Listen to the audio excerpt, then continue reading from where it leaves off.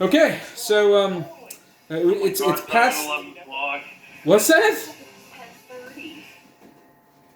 I know, but the way they edit these things, they wrap up nice and promptly, which I'm okay with. So okay, Cindy had to go to bed. It was past her dragon bedtime, I guess.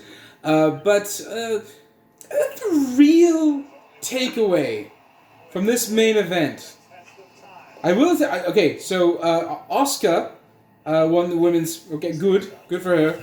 But Otis won the men's Money in the Bank contract. That being said, that is not the story. Baron Corbin committed double homicide. And nobody cared. And nobody cared. That's right, Matthew. The refs didn't react. There were no commentators to say someone should call the police. And possibly some sort of paramedic in case they did survive. Murder. He committed murder times 2. Not okay. Not okay.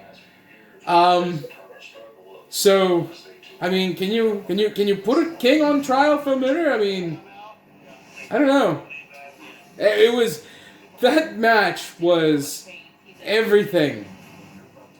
Everything. I can't. Okay, so it started off in the lobby for the women, and the communal workout room and the WWE towers for the men. Baron Corbin, not only is he a murderer, but he also has 7 years bad luck because he broke a mirror throwing a weight at, I believe it was Daniel Bryan. Yeah. So after some fracas in the lobby and in the weight room, things started working their way up the building. This is so weird to say these words. It spilled over. It spilled over first into a boardroom where women were fighting, and it looked like who was it? Who grabbed the women's? Well, they thought it was the Money in the Bank. Dana Brooke. Dana Brooke grabbed it. It was a briefcase full of cash, and then Stephanie McMahon, who was not in the same room at all. Announced that was not the case, and to pick Nia Jax up because she was drooling everywhere. She was not. Fought valiantly. And then she got kabonked on the head by Carmella, who then left the boardroom. So then we go back to the men. That's how it happened at the same time. I don't know if everyone was not on board with that or knew that. That's how it happened. These two things were happening at the same time. AJ got put into a room which apparently they keep the Undertaker in like some sort of chamber where he sleeps when he's not needed for wrestling.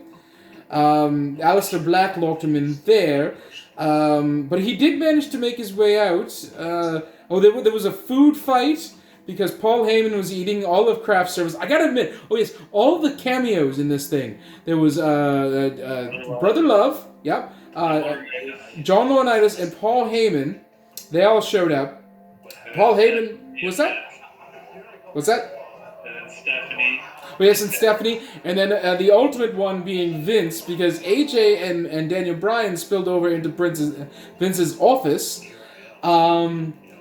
Vince was wearing jeans and not a tie. Odd. Not a world I want to live in. He berated them, looked very disappointed, like a grandfather that you told, you know what, I'm going to record a podcast to make my money. And that's the look he had on his face. Like if you told your grandpa that's the look he had on his face. They left, and then Vince put on some hand sanitizer and went back to his computer. There was a food fight, I did mention that, where the men and women met in the same room.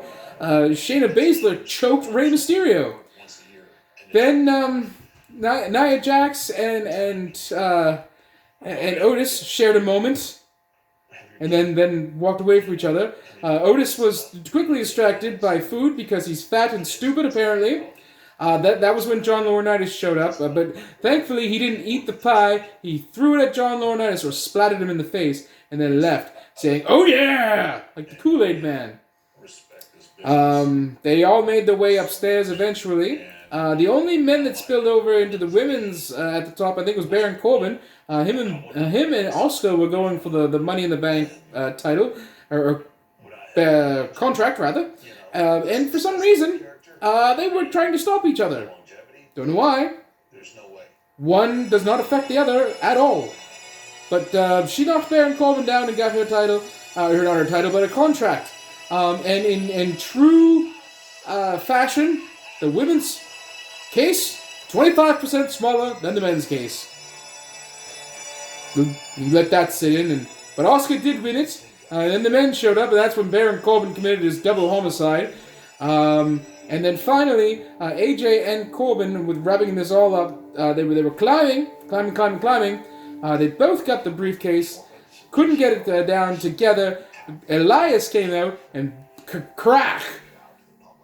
Guitar to the back of Baron Corbin. He falls over. AJ fumbles the case, and it falls into the waiting hands of Otis, who deserved it for all the fat jokes he had to endure during this whole thing. So congratulations, Otis and Oscar. And that was WWE's Money in the Bank 2020. My God, these are strange times that we live in.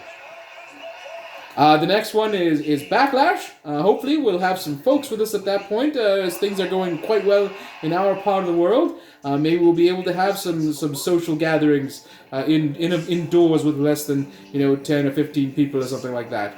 But until then, thank you. More later. My God, this is so weird.